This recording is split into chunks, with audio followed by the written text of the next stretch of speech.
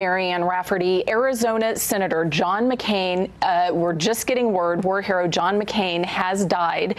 McCain's death coming shortly after it was revealed that he was no longer seeking treatment for his brain cancer. McCain diagnosed with brain cancer in July of last year. That tumor discovered during surgery to remove a blood clot. McCain, born August 29th, 1936 at the Coco Solo Naval Station in Panama. That's a U.S. territory, was a U.S. territory at the time. The son and grandson of four-star admirals, McCain graduated from the Naval Academy in Annapolis in 1958, and then later flight school. That was in 1960. At the start of the Vietnam War, McCain volunteering for active combat duty. In 1967, during a bombing run, though, his plane was shot down. He was captured and held a prisoner of war until 1973. Now, for his service, McCain earned the Silver Star, the Bronze Star, the Purple Heart, and also the Distinguished Flying Cross. After his release, he then later served as senator from the state of Arizona. McCain ran for president for the first time back in 2000, but lost a heated primary season to former President George W. Bush. He eventually secured the nomination back in 2008, but lost the general election to former President Barack Obama. Again, if you're just joining us, Senator John McCain, dead at the age of 81. Here's a look back at his life.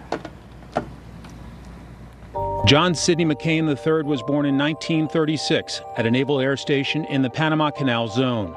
McCain's father and grandfather were both four-star admirals. The family moved often between bases on the mainland and abroad. It was inevitable he would pursue a Navy career, and Ensign McCain graduated from the Naval Academy in Annapolis in 1958. As war broke out in Vietnam, McCain volunteered for duty.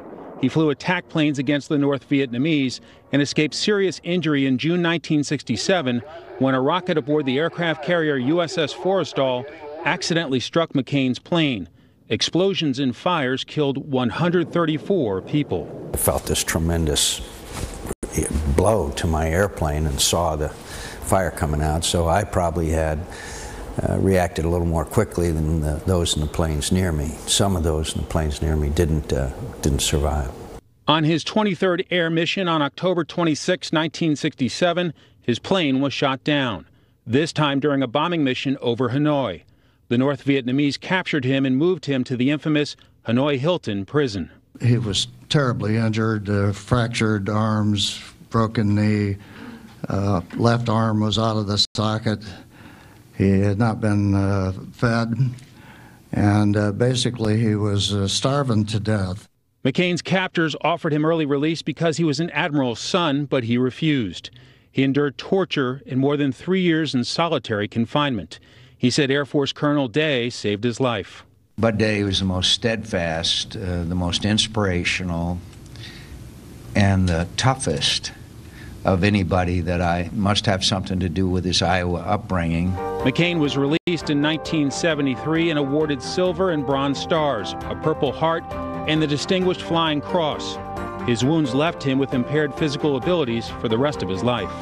He retired from the Navy as a captain in 1981 after marrying Cindy Hensley, a teacher from Arizona. He moved to Phoenix and got into politics, serving 2 terms in the House of Representatives. He was elected to the Senate in 1986, where he developed a reputation as a maverick. While he voted with his party most of the time, it became clear he was willing to buck Republican leadership and occasionally align with Democrats. McCain's political career hit a bump in 1989 when he and 4 other senators, the Keating Five, were implicated in a savings and loan scandal and accused of corruption.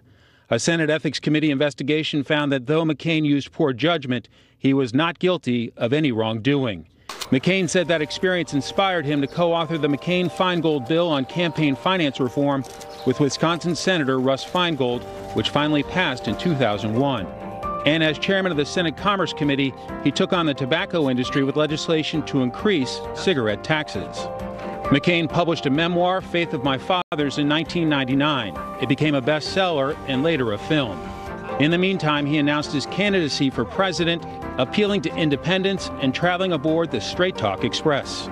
But after defeat in South Carolina, Texas Governor George W. Bush gained momentum and McCain went on to lose 9 of 13 primaries on Super Tuesday. He withdrew from the race in March 2000, returning to the Senate.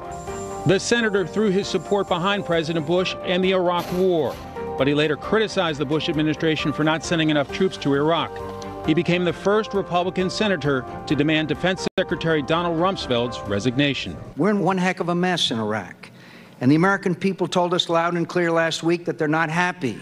They're not happy with the course of this war. Neither am I.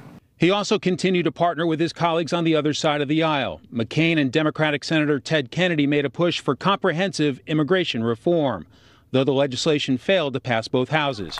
With President Bush's second term coming to a close, McCain again announced his candidacy for president. I do so grateful for the privilege this country has already given me, mindful that I must seek this responsibilities for reasons greater than my self-interest. This time, McCain won the majority of delegates on Super Tuesday, and then in the March 4th primaries, giving him the lead he needed to secure the nomination. McCain's surprise vice presidential pick was Alaska Governor Sarah Palin. Together, the two surged ahead of Democratic candidate and Illinois Senator Barack Obama and VP candidate Joe Biden in the polls following the Republican National Convention. But Obama gained momentum and ultimately defeated McCain in the general election. These are difficult times for our country, and I pledge to him tonight to do all in my power to help him lead us through the many challenges we face. As ranking member of the Senate Armed Services Committee, McCain remained active on foreign policy.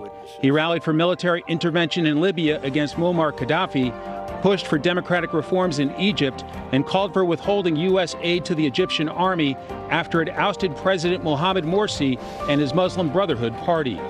He also publicly criticized the Obama administration for its handling of the September 11, 2012 attack on the U.S. diplomatic mission in Benghazi that killed 4 Americans, including Ambassador Chris Stevens.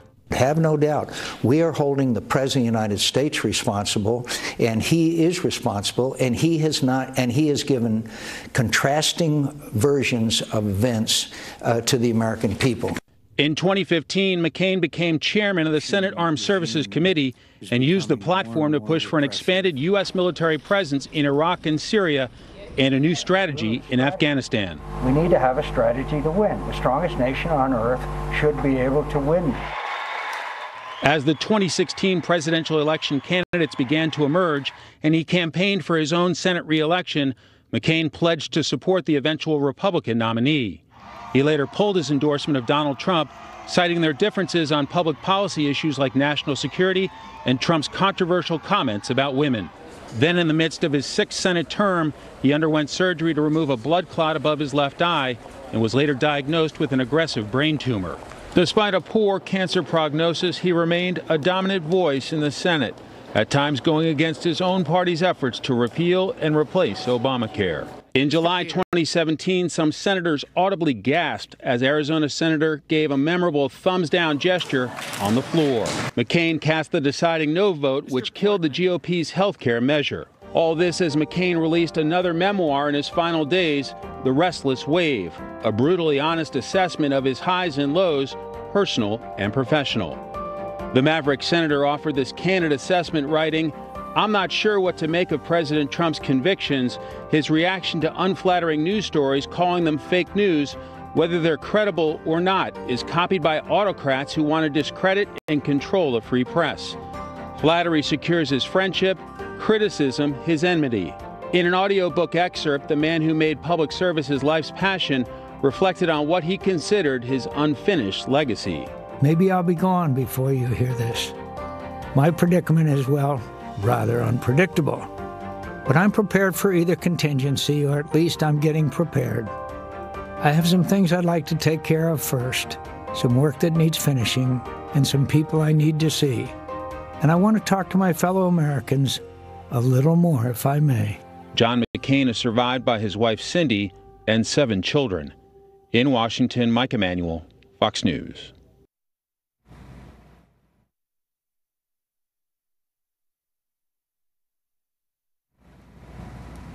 If you're just joining us, Senator John McCain dead at the age of 81. We're going to pause now for just a moment and allow our Fox affiliates around the country to join us.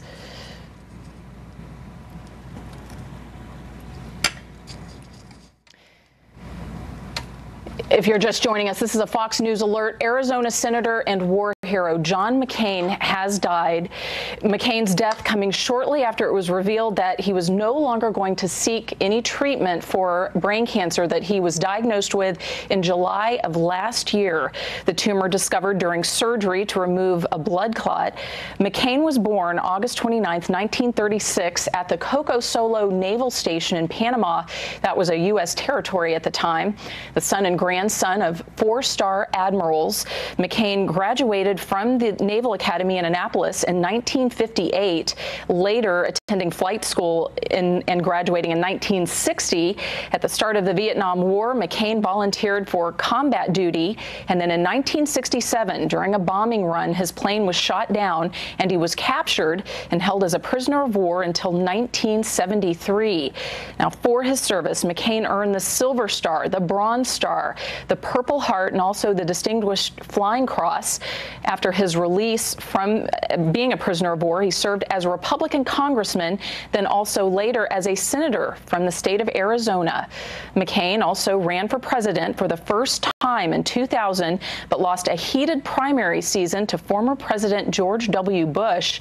But he eventually secured the nomination in 2008, but then lost the general election to former President Barack Obama. Let's go ahead and go now to Fox News anchor Bret Baier, who is joining us now live from Washington, D.C. Bret, what can you tell us? This was expected. We had heard a statement from the family, but now, as we just said, John McCain dead at the age of 81. Yeah, Marianne, it's a sad day because there are not many John McCains out there in the world, and he was unique on Capitol Hill. His ability to stand up to not only his party, but his ability to reach across the aisle and have relationships and get things done in an environment in Washington that is obviously increasingly partisan.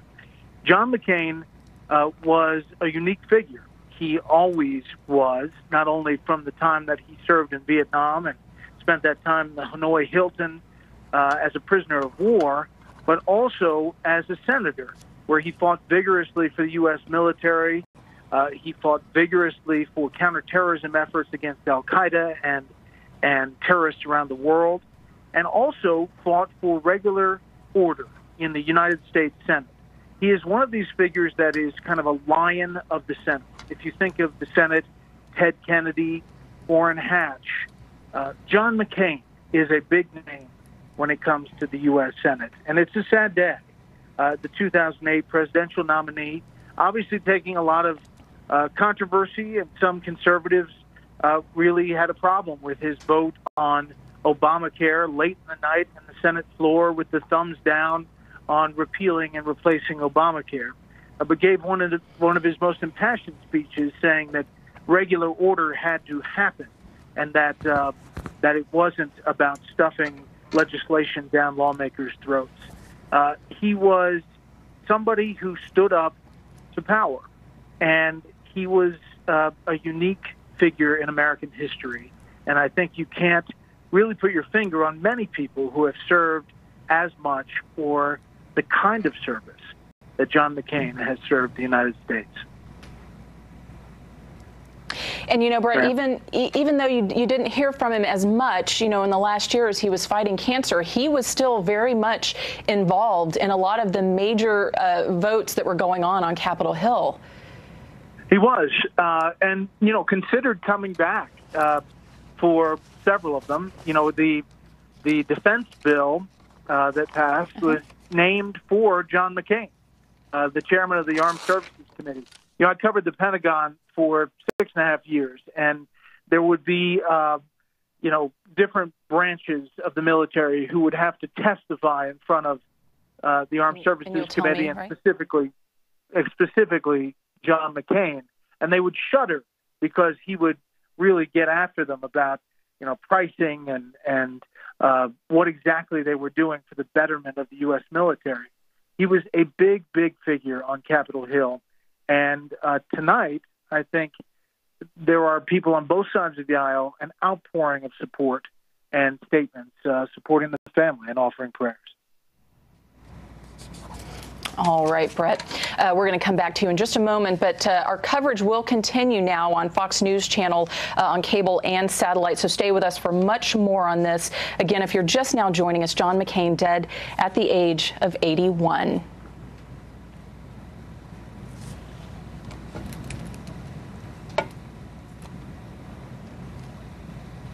All right, Brett, we are back with you now. And, you know, we have been discussing the distinguished career and life of John McCain. You were talking about the fact that, you know, he had a reputation for sometimes going against, you know, his own party, against the Republican Party, you know, earning that nickname, the Maverick. Can you talk a little bit more about that? Sure, and I think he relished it, actually. I mean, he kind of liked doing it because he wasn't a traditional figure. You know, he ran in some races in Arizona as a staunch conservative, and obviously had very conservative views, but also reached across the aisle and tried to make deals and tried to make, you know, different things happen that perhaps were not where the Republican Party was at one moment. You know, in the year 2000, when he ran for president against George W. Bush, he rode the Straight Talk Express, his bus with reporters, and he was really catching fire there for some time and kind of fell short in South Carolina, but then got the nomination in 2008. Lindsey Graham just tweeting out, his good friend,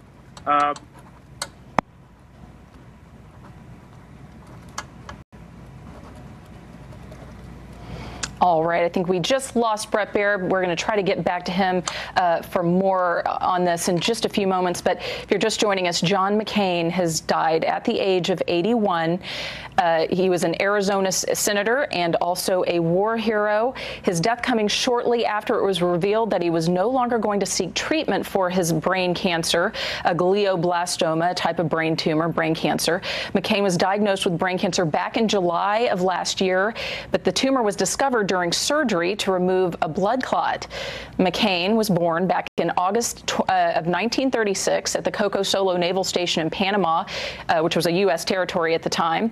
He is the son and grandson of four-star admirals, so the military ran in his family. McCain graduating from the Naval Academy in Annapolis in 1958. He then later went to flight school and graduating in 1960. Then at the beginning of the Vietnam War, McCain volunteered for combat duty.